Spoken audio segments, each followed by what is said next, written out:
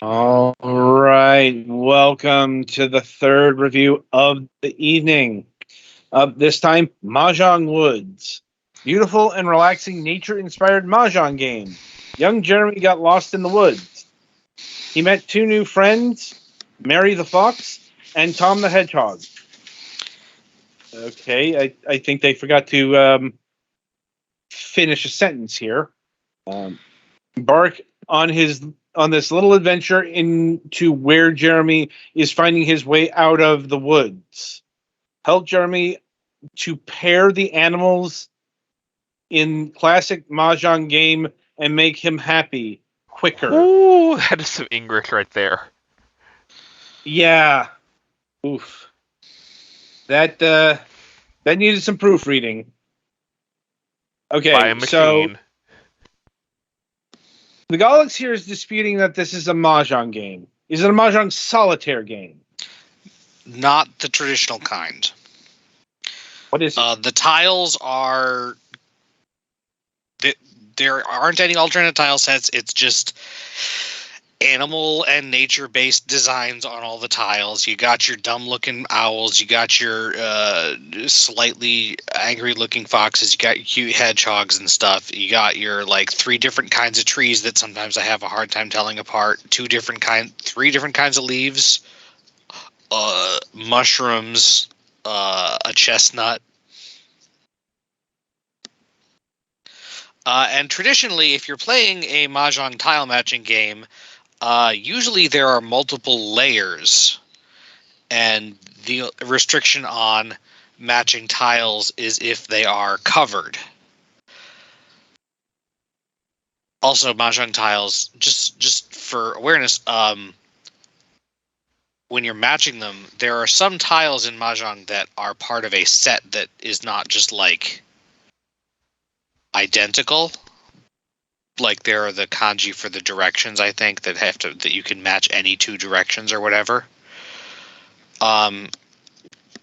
Anyway, but in this it's completely flat, and the connection, the limitation on whether you can match two things together is whether you can draw a path between them that is a straight line with two turns or less. That can go outside or through the thing. It just can't cross over any tiles, and if it has to turn more than... So basically, any two tiles that are exposed on the top, bottom, left, or right can be matched if they match. And the various patterns have holes on the inside that expose more places, and you have to clear them out. Also, there are... as you get into the harder and harder puzzles, or more complicated and longer puzzles at least, you start off with at least one hint, which will show you a possible available match. And as you play along, you unlock, or you start getting bombs, which let you make a match, which automatically make a match that usually it's one that was impossible, and swaps, which just completely reshuffle all of the remaining tiles. Like the positions are the same, but what's on each one changes, and which tile is where when you start is, as far as I can tell, completely random. Sometimes there are only two of a given tile in a thing. Sometimes there are more than one pair. Sometimes there are four. Of four of the bear or whatever. I'm not saying it's a bad game. It's a kind of mediocre puzzle game, and there's always a time limit on the puzzles. There's no no time limit mode, which gets kind of frustrating if you're trying to play with a stick, because you probably want to play this touchscreen or on a format that allows at least mouse, because the analog stick controlled pointer is not super fast. Not the Ocean Media typical where one sticks faster than the other. They're both just slow. They're the same. I mean, they're not slow, but You could if do you it spend a faster long with your time looking at it, your finger. yeah, you can go faster with a finger or a stylus pen or something. Right. So yeah, it's not a bad game. It's a simple puzzle game. There don't seem to be much in the way of extra features. I think I got about halfway through the game. The plot is not even featured in the game itself, really. Like, not even in the opening that I could tell. I just take issue with this being called a Mahjong game when it's more like inspired by a non-traditional way of playing Mahjong, because Mahjong is basically like a gin rummy style game with tiles. I believe is the main way of playing. That's the closest analog I've heard for Western players who've not really played Mahjong. Mm-hmm.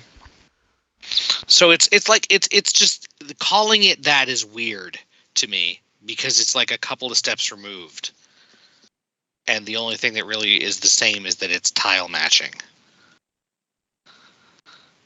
So yeah, I don't think I played it with the sound on much at all. It did not jump out at me if I did.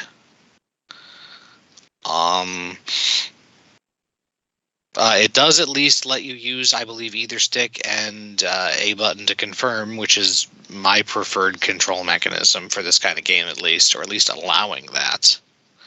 I really hate the ones that only acknowledge clicks if you do it with the right trigger. Do either of you guys have any questions or anything? Not really, no. And I can see the price right there, and I don't think I would pay $7 for this, but if you want a series of puzzles to spend your time with, I guess maybe you might not find it a waste. Okay. Anything else?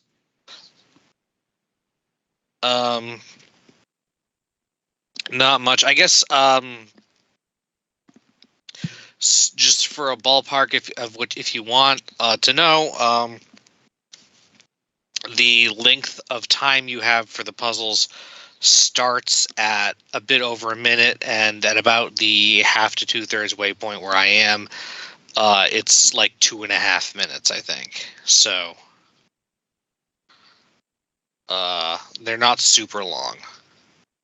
Oh no, wait, it's not 2.5. It's probably 230 something seconds actually. But yeah, anyway, which is closer to what, 4 minutes? I don't know. No, it is minutes. Whatever. Anyway, so it's not like you have a whole ton of time. It's quite possible. Like, you don't need the hints because you couldn't get it. You need the hints because you couldn't get it in time, I feel like, is the way that it works. Because sometimes it's really hard to look at things and figure and notice that like two things on opposite sides of the thing are both open to the top of the screen so you can match them. But yeah, I think that's about all I got. It's not a very deep or complex game, I don't think. No, clearly not. So anyway, that'll about do it for Mahjong Woods here. Be sure to tune in after the break for a review of Papa's Quiz.